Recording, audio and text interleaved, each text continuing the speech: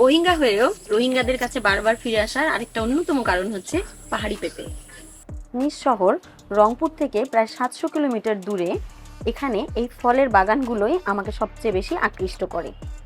বাগানগুলো এতটাই সুন্দর করে সাজানো থাকে, দেখে মনে হয় যেন কোনো একটা পার্কে চলে আসছি।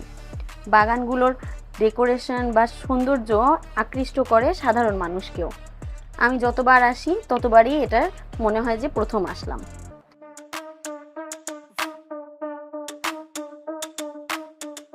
এখানে আসলে একটা জিনিসই ভালো লাগে, যে নিজে হাতে ফলগুলো পেড়ে নেওয়া যায়।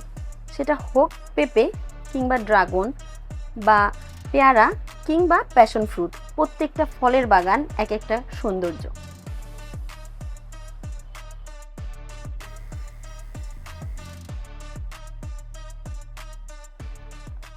অর্গানিক এই ফ্রুটগুলো খাওয়ার পর আমার বিদেশি ফলের প্রতি আর কোনো আগ্রহই নাই।